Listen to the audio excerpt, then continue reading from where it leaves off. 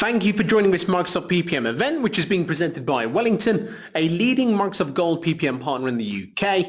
My name's Baz Kinder and I'm a Microsoft PPM consultant at Weddington and a virtual team member within Microsoft. My role is primarily to educate organizations on how they can increase their project management maturity and improve the likelihood of project success. This session will provide an insight into how you can address your project management pains and increase your maturity through a phased implementation of Microsoft Project Online.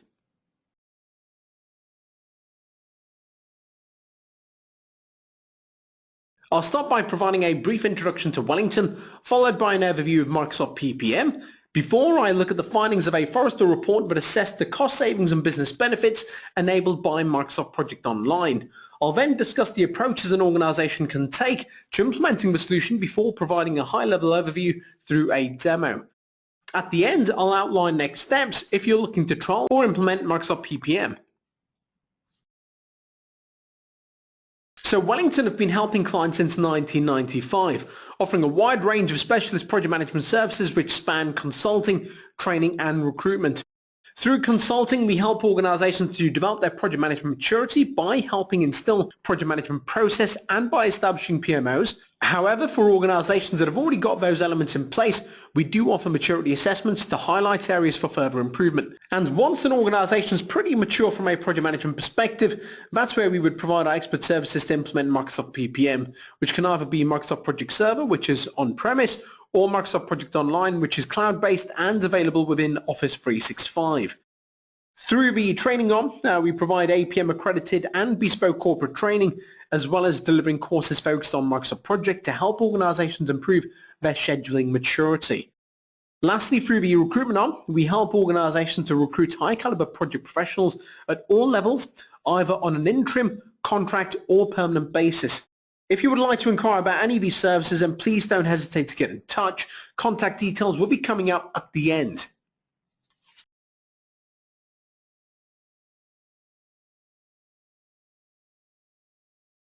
As you can see from the client list on the screen at the moment, we do work with a wide range of clients that range from a variety of sectors. What they all have in common, however, is that they manage projects and that they use Microsoft PPM, whether it be Microsoft Project Server or Project Online to manage those projects with. Just before delving into greater detail, let me just take a step back and introduce some of the components that make up Microsoft PPM.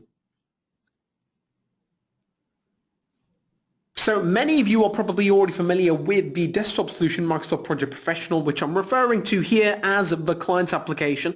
If you're using this as a standalone solution currently, you're effectively working in isolation. The only way in which you can really share your data currently is by emailing your MPP file around or by sending exported information, which doesn't really foster collaborative working. And what you end up with are effectively silos of information which become disjointed. However, you can extend visibility of your schedule, your resource information, documentation, and other artifacts across your department or further afield by adopting Microsoft Project Online, which is web-based and works in unison with the client application, and importantly, provides you with one version of the truth. The best way in which to view Microsoft Project Online is really as a centralized project repository which acts as a single source of all project information within your department or across the organization or even beyond. And as you can see, Microsoft PPM offers a lot of functionality that caters for a wide variety of requirements. And in a nutshell, it can help you firstly ensure that you're identifying and selecting the right projects and then managing those initiatives in the right way, which will help ensure increased project success. The feature set in its entirety right now might look a bit daunting. However, most organizations, I can reassure you, would take a phased approach to rolling out, and that's something that I'll be talking about a bit later. For now, I'm going to be sharing some of the findings of a report that was published by Forrester titled The Total Economic Impact of Microsoft Project Online. So the purpose of this report was really to investigate the cost savings and business benefits that were enabled by deploying Microsoft Project Online. The entire report is 28 pages, but you'll be pleased to hear that I'm not going to cover it all now. What you're seeing is effectively a snippet. The full report is, however, available on the Microsoft Project portal, the details for which I will be sharing on the final slide. Delving into the report, when we look at what the top priorities were for an organization introducing a PPM solution, for many the key driver was an awareness that there was a need to improve operational efficiency in managing projects, as well as to improve project visibility, resource management, cost management, and reporting. And when organizations were asked why they selected Microsoft PPM, there were again a number of drivers. Firstly, for many, Microsoft Project Online was simply recognized as a best-of-breed solution that would help them to gain better visibility into project performance through better reporting, so that in turn they can make better informed decisions on projects.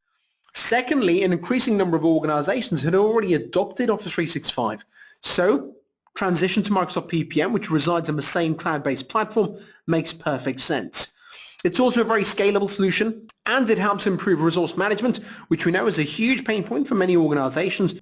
And lastly, as it's based on a software as a service model, it reduces infrastructure costs, and you're always guaranteed to be on the latest version.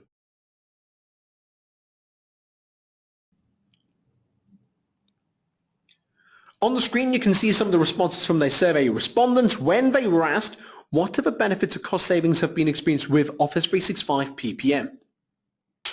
In addition to this, I know that many of you like to see facts and figures, which are now coming up. And I'm often asked, what's the return on investment? So the figures in the title, 301%, which is over a 3-year period. I do have other facts and figures from the report to share. First of all, improved resource management led to just over $3 million worth of savings over a 3-year period. Migrating to a cloud-based software as a service PPM solution allowed organizations to save just over $160,000 annually.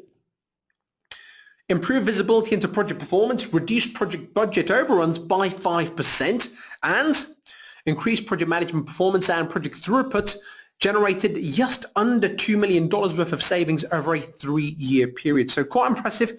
And to reiterate, this is just a snippet from the full 28-page report, which is again available on the Microsoft Project Portal, the details of which I will be sharing on the final slide.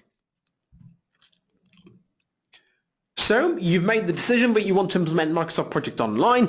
What are the available approaches? Well, at a high level, there are two, the correct approach and the wrong approach. And we're going to start with the wrong approach. And we affectionately call the wrong approach the Big Bang approach. Actually, there are two. The first we'll refer to as Big Bang 1. It's very creative, I know. This is the approach taken by those organizations that consider this to be simply a software implementation, and they want it in place immediately. There's no appreciation of the fact that project management process must come first, and that the solution simply helps to support those processes and to allow the organization to become more efficient at managing projects. They've simply read somewhere a list of features and thought, great, you know what, resource leveling and earned value analysis, they sound great, but you know what, there's more to it. And consequently, through a lack of understanding and often through a lack of support from senior management, these types of implementations, unfortunately, do fail. The Big Bang 2 approach is where organizations have determined detailed requirements at the very beginning, and they're willing to wait for the finished article. This is all very well and good, but there will be a delay before you see any return on investment. On the other hand, when the solution is finally delivered, you will most likely have ticked off all of your must-have, should-have, and could-have requirements, so you'll end up with what you think you wanted in its entirety. This could, however, be a bit dangerous because requirements are likely to evolve as your project management maturity increases. And most importantly, when you do go live, you're likely to be introducing a lot of change in a short period of time. So the questions to ask are, can we really wait? And secondly, can we get the required level of buy-in from those impacted? And from experience, not many organizations can. And just before moving on to the next slide, I do have to stress that change management here is vital. Without it, the implementation will most likely fail, regardless of how well it's been designed or configured. So what implementation do we personally recommend? Well, surprise, surprise, but we would recommend a phased implementation. Small steps and quick wins towards big change. You know you want to achieve worldwide domination, but you realize it's just not possible or even feasible in one day. So with this approach, you'll achieve some return on investment in a much shorter period of time. And by gradually introducing change, you'll achieve increased user acceptance by allowing the stakeholders to adapt to a different way of working. This approach also allows you to test and refine the solution before rolling it out across other teams. perhaps your department or the entire organization. And one thing that I can guarantee is that as you learn more about Microsoft Project Online or Microsoft Project Server, and as your project management maturity increases, your requirements will also evolve. And this approach will easily accommodate them. On the next slide, I'll outline at a high level how you should go about planning your phases. So firstly, you need to ask yourself 3 simple questions. Number 1, what are your project management pains? What makes you cry? This for many might be a very, very easy question to answer, and I have seen some very extensive lists, so try to prioritize. What are the biggest pains? What are the smaller pains? Think about it in that way. Secondly, what quick wins would you like to achieve? Think of the wins that would make you look amazing within your organization, as well as having a positive impact on project success. Lastly, what is realistic in terms of change management? And I have to reiterate, deploying the solution is only one part of it. Project management process is the key to success, so ensure that this is treated very much as a change initiative, especially if you're transitioning from using ad hoc tools such as Excel or pen and paper. Now you might be asking yourself, what might a typical phase look like? And I'm about to cover that on the next slide. Just before going into this, I do want to stress as well that every organization is unique, and the scope for each phase is subject to change. What I'm showing here is an example, and some organizations would never reach the point whereby they're using the whole feature set as I'm about to indicate here. The key point here is that each implementation has to be practical and fit for purpose. I'm not going to be going through this feature by feature, but at a high level, within phase 1, most organizations typically have a standard set of requirements, which initially include a desire to improve their approach to scheduling, which we can address through Microsoft Project Training. They also need in place a real-time view of a project portfolio. They want to see which projects are in the pipeline, which ones are in flight, and what their status is. This we can address through the Project Center, which will provide real-time views on this information. Many organizations will have been using spreadsheets to manage their resources, and they are often very keen to transition to the resource center. They also want to start comparing planned versus actuals, and they can do this by allowing team members access to the task views, through which the team members can actually see not only which tasks they've been assigned and when they're due, but they can also provide real-time updates back to the project managers. Organizations may also wish to standardize and centralize documentation, RAID logs, and they can easily do this through the project sites, which are based on SharePoint. And lastly, a majority of clients also want to automate reporting, which is historically a very time-consuming activity, with the end result often being a non-standardized suite of reports full of subjective data. I'm not saying here that that's the situation in every organization, but I do come across it quite a lot. Moving on to phase 2, at this stage, an organization might seek to track all time. They want to know the number of hours spent against each project task, but in addition, they also want to see BAU activities as well. And as scheduling maturity increases, cost capture also becomes an objective. And as user maturity increases, governance can be stepped up by deploying enterprise project types, complete with workflows to guide the project managers through the full project lifecycle and the required stage gates. And by phase 3, the use of Microsoft Project Online is quite mature, and it might be at this point that an organization decides to start strategically aligning and prioritizing projects based upon cost and resource demand. Some organizations may also choose to integrate with other line of business solutions such as SAP. However, what I've just presented is just an example. And when engaging with an organization that wants to deploy Microsoft PPM, we would always start by helping them to develop a phased implementation roadmap. This is something that we would do during the discovery phase, and the key focus is always on quick wins, but always with an eye on the medium and longer term objectives. So I've talked about the solution for quite a while. Let's move on to the solution demonstration. As I'm sure you can appreciate, this is an enterprise solution, and it's not possible to provide you with a detailed overview of the full end-to-end solution in the time that we have available. So I'll be providing a high-level insight to some of the primary areas with a focus initially on the Project Web App homepage. I'll also demonstrate some of the project and resource center views. We'll see the project site that's used to store project documentation and other project artifacts such as RAID logs. And lastly, I'll show you how easily you can access and create your own dashboards and reports. So here we are now on the homepage to Microsoft Project Online, and I've got to say that this does look very similar to what you would see on Microsoft Project Server, but that aside, along the top you've got some tiles that get you started with using Project Web App. So if you want to create a brand new project based upon an enterprise project type, you would click that tile. If you're new to Microsoft Project Online and you would like to read some articles or view some tutorials, you can also go ahead and do that as well. The tiles that I'm interested in, however, are the ones down here that enable you to track your work. So if you want to view all the projects in a centralized location and go to the project center, you can do that very easily. If you as a senior figure want to go and view updates that have been submitted by team members or by project managers, whether it be for task approval or workflow approval, you can do that within the approval center. I'm also notified here on the homepage that I've been assigned 56 new tasks, and of course I would also be getting email alerts as well. I've got timesheets that I need to submit. I've been assigned issues and risks that I'm responsible for monitoring. Aside from this, on the left-hand side, you've also got a quick launch menu which helps you to navigate around Project Web App. So that was the homepage. Let's now navigate to the Project Center, and I've already got it open. So this is the Project Center. This is where I can see the projects that I've got permissions to view. Along the top, I've got a timeline view highlighting some of the key initiatives that are currently underway. And down here on the main part of the screen, I've got a selection of projects that are being displayed, and they're currently grouped by where they're sitting in their life cycle. The views are completely customizable. They're very flexible. And on this particular view, as well as seeing the project names, I'm also seeing health indicators, schedule, cost indicators as well. And I can see the start date, finish date, as well as cost and baseline cost against each one of these projects. Of course, the views are flexible.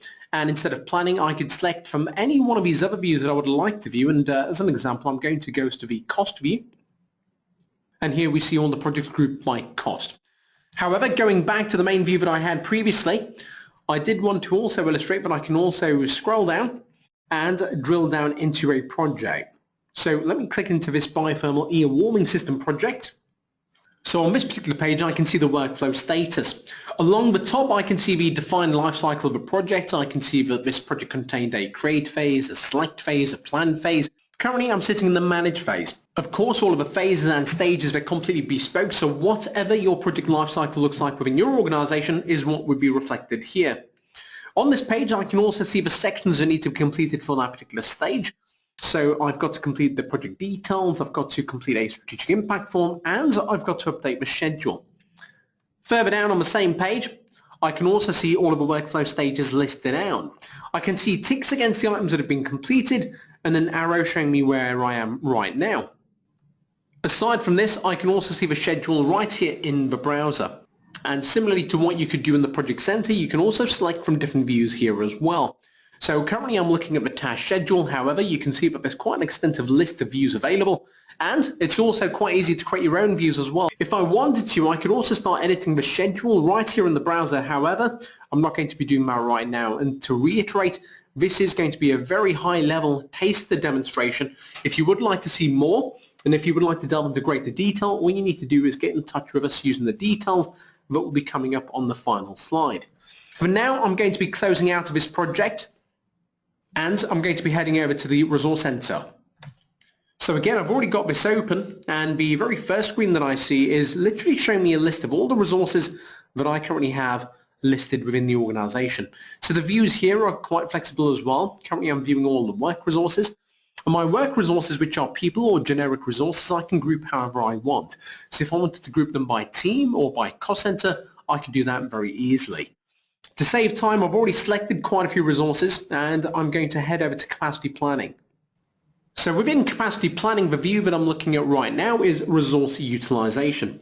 I've got quite a few filters along the top that I can set. I'm currently looking at work units of hours, and the timescale that I've defined is days. I've also got the option to include proposed bookings as well, so that I can very easily assess resource demand versus capacity for the proposed bookings. On the main part of the screen, I've got a key here depicting all the resources that I've already selected. And in the main part of the screen, I've got this graph that depicts the capacity of all the selected resources. So combined on a daily basis, these resources could work 184 hours. The bars that you see at the bottom represent the work that's actually been assigned to these resources in this window of time. All of this white space in between is suggesting that there's a lot of free time, so I could, if I want to, assign further work to these resources. Aside from this view, you've also got access to resource utilization by project, so which projects are actually using my resources. That's what I'm currently seeing, and there you can see that the key is updated to represent different project names. Last but not least, I've also got access to a remaining availability view as well. So the level of granularity I'm using at the moment is probably not great for this particular view, so let me change that timescale to months. And here you can see the bars that are going up suggest that people have availability. Bars that are going down show me that people are overutilized. And just to reiterate, that was again a very high-level presentation of a resource center. There is a lot more to resource management within Microsoft Project Online. So again, if you would like to see more, please do get in touch at the end and we can set up a bespoke demo as required. Before I move on to reporting, I'm just conscious that I've not shown you the project site. So what I'm going to do is scroll down, select a project, and I'll click on these ellipses, and I'm going to open up the project site. So on this page, what you see at the very top is a project summary web part. So I can see the timeline for the project, I can see where we are today. I can also see at a very high level all the items that have already been and gone and what's on the horizon. And if I was to scroll ahead, I would also see a listing of all the late tasks. Going back, however, I've also got the ability to either click on the late tasks to interrogate them, or I can see what's upcoming. Initially, I'm going to click on 24 late, just to understand which tasks are falling behind. So here I've got a work breakdown structure now showing me all of these tasks. I can also see when they were due by, and if I had resources assigned to them, I would also be able to see those resource names. And this is where if you're using Skype for Business within your organization as well, anywhere you see a resource name listed, you can actually converse with them there and then on that particular screen. Going back, however, you've got the opportunity here to upload documents. You can also specify document content types within SharePoint. So if you want people to be able to select brand new documents based upon standardized templates, that is something that you can do very easily. And any other functionality you would associate with document storage within SharePoint, you've also got access to here within Microsoft Project Online as well. Further down, I can also see all the risks being listed out and various issues being listed out. What I'm going to do, rather than create a brand new risk or issue, I'm simply going to go in and choose to edit one of the existing items. And the reason I'm doing this is to illustrate how easily the information can be populated. So here I've got the title, owner, who the risk has been assigned to, status, categorization, and you can also fill in your probability and impact scores as well. And to illustrate how flexible this is, if, for example, probability, rather than capturing it as a percentage score, you want to capture it as a score between 1 and 3 or 1 and 5 or something in between, you can also easily update the configuration to represent that. And on this risk log, you can also capture description, mitigation plan, contingency plan, trigger description, as well as a whole host of other information. And if perhaps you want to capture less information or more information, then it's very easy to update the configuration to do just that. For now, I'm just going to cancel out, and that really concludes the presentation of a project site. Again, this was a very brief overview, but I am keen to move on to reporting and to show you what the reporting capability looks like out of the box with Microsoft Project Online. So in terms of reporting, you've got a few options available. Firstly, you've got the Office 365 Project Portfolio Dashboard. You can see here that I've got project cost versus baseline cost, and as I hover over each one of these bubbles, I can see that the information updates to represent that particular project. Here I've also got a pie chart representing project cost by different types of projects, and if I hover over, you can see what the cost breakdown looks like by project type. Down here at the bottom, I can also see a listing of all the projects grouped currently by department. So for each project, I can see the percentage complete, I can also see the schedule, work and cost KPIs, and here I can also see project variance. So this particular project at the top, it's 1 day behind schedule, it's 88 hours above the work that was planned, and there's also a cost overrun in place as well. And if I scroll down really quickly, I am going to select one of these projects, and it will be my favorite, Biothermal Ear Warming System project. Maybe it's that time of year, but here you can see project summary along the top, so the number of slipping tasks, cost overruns, work overruns, and so forth. And I can also see here the top resources with task discrepancies as well. And down here at the bottom, I can also see all of this information represented under these individual tabs. Aside from this, I can also access the Executive Summary Dashboard, which is incredibly informative. And if I want to delve into further detail, I can do so very easily by clicking on this Details link, which shows me a breakdown of every single task. And against each one of those items, I can see variance from a finished perspective, cost, work, and work in the past. And aside from the overview dashboard that I've already presented, you've also got access to a number of other dashboards, but purely because of time constraints, I'm just going to show you the resource dashboard. And here you can see the top resources by demand, which again is incredibly insightful. You can also see the top resources with issues, and my personal favorite on this screen happens to be the availability heat map. And aside from the Office 365 project portfolio dashboard, you've also got access to Power BI. So Power BI is available for free within Microsoft Office 365. There's also a pro version available, and you can also download it as a desktop client. And for those of you using iPads or iPhones, you can also get this as an iOS app. So on this out-of-the-box dashboard, one of the first elements that I see is planned baseline work, actual remaining work. I can also see on the same page overdue and upcoming milestones, as well as projects not updated in the last month or with incomplete work. And if I scroll down further, you can also see various pie charts linked to risks and issues. If I want to, however, I can drill down into any one of these reports and see a detailed breakdown, as I see here with portfolio status. So these reports, again, they're interactive, and if I want to interrogate a particular project, all I do is click on that project name and the entire report updates. Aside from what you get out of the box, it's also very easy here to create your own reports. So if I go into my data set, let me just minimize that, and if I go and type in project to start bringing up some of the relevant data, we're going to select project name. Let's include the planned baseline. Let's scroll down, add in actual work, and for good measure, let's also add in the work variance as well. So there's my data now being presented on screen. However, I don't have to stick to that particular format. I can change visualization. So there's an example. So I've created this report very quickly. It's only taken seconds. I can now choose to save it. So let's also give this a name. So let's call this baseline versus actuals and variance. So I'm going to save, and it's going to ask if I want to add it to an existing dashboard or a brand new dashboard. So let's create a brand new dashboard, and let's just call this baseline pin. So now there I have a brand new dashboard. It's a bit bare at the moment, so let's go and add a few more elements. Let me just go back to my main dashboard and create something very quickly. Let's pin this one to the brand new one. Let's grab just a couple of other elements. And let's throw in a pie chart. When I go to my brand new dashboard, you can see that it's there now, available in all of its glory. And I can also reshuffle some of the elements and resize them to my heart's content. And again, purely because of time constraints, I'm not going to go into too much detail. However, you've also got the opportunity there to ask questions about the data.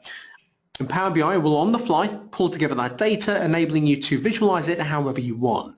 That, however, does conclude this solution demonstration. And again, if you would like to see more, all you need to do is get in touch with us using the details that will be coming up at the very end. Well, if you'd like to see more of Microsoft Project Online, then we have a few options available. Firstly, we can provide you with a bespoke demo for your organization to give you a greater insight to the capabilities of Microsoft Project Online or Microsoft Project Server. Alternatively, if you'd like to discuss in greater detail what an implementation of Microsoft PPM would look like within your organization, we can easily conduct an on-site discovery day, the output of which would be a high-level implementation roadmap alongside the associated effort. Secondly, if you would like to get hands-on with Microsoft Project Online, then we can provide you with a trial environment which you could also use to complete a proof of concept or pilot, and again, we can assist you with that. Lastly, if you've decided to implement Microsoft PPM and you would like to discuss how Weddington can support you with a journey, then please get in touch to request a meeting. My details are about to come up. So here's my email address as well as contact details to reach Weddington. Please feel free to contact us with any questions or to discuss how we can help you increase your project management maturity or to implement Microsoft Project Online. I've included details of Microsoft UK Project Portal, which is where you can access the Forrester report I mentioned earlier. And in closing, I'd like to thank you all for the time that you've taken to view this session. I certainly hope you found it useful.